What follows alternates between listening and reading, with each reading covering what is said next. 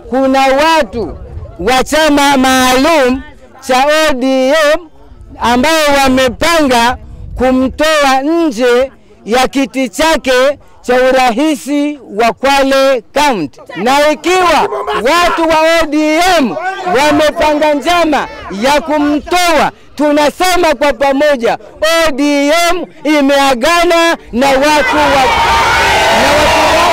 hatutaki na Kwale yetu.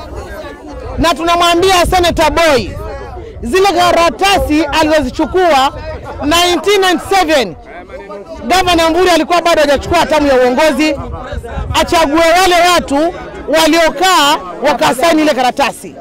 ODM inasema sijui Mvurya hastahili kuwa ofisini. Tunayajua yanatoka wapi? Yanatoka Mombasa.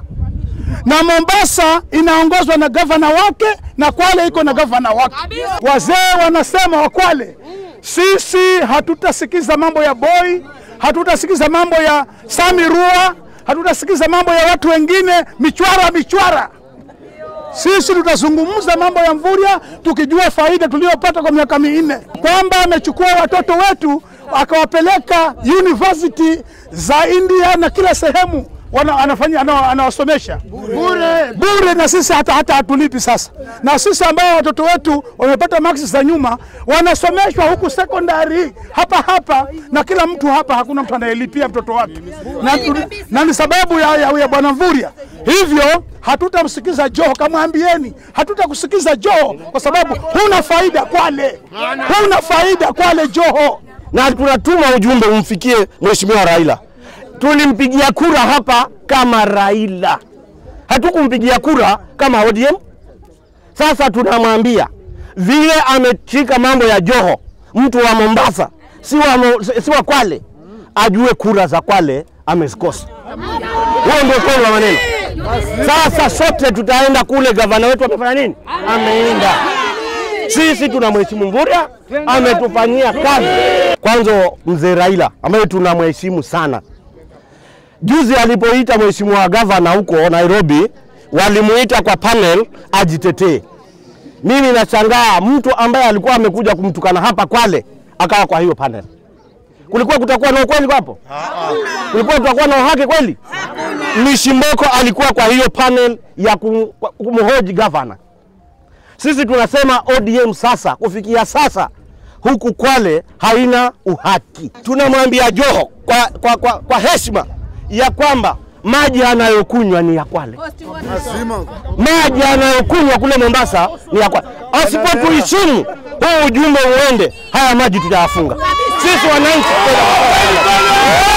tuangalie ni nini atafanya. Maana ikiwa yeye atakunywa yale maji ya baharini, aende akanywe. Ikiwa by election nakwambia ije leo. Wacha kutukisia ya kwamba kuna by election. Kwanza kazi itakuwa imeisha kijana. By election ikija leo, si mwezi wa 4 mwezi wa 3 tutakuwa tunapiga kura, au mwezi wa 2.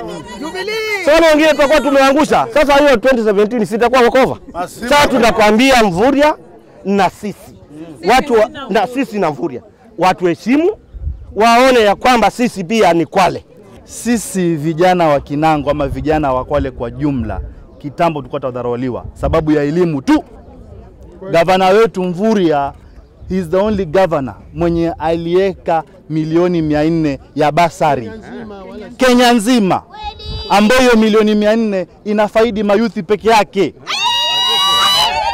Walio secondary school wanasomeshwa, akipita na marks nzuri anaenda university anapewa basari, akipita vizuri zaidi anapelekwa ng'ambo kusomeshwa. Alafu hivi leo watu watoka huko na vyama vyao watuletea kasumba vyama. Sisi tunamwambia Raila na chama chake cha ODM na kundi lake la Mombasa ya kuwa venye wewe umemkataa gavana wetu, pia sisi watu wa Kwale hatukutaki. Watu wa Kwale hatukutaki. Enda na chama chako. Mvurya wewe. Asante.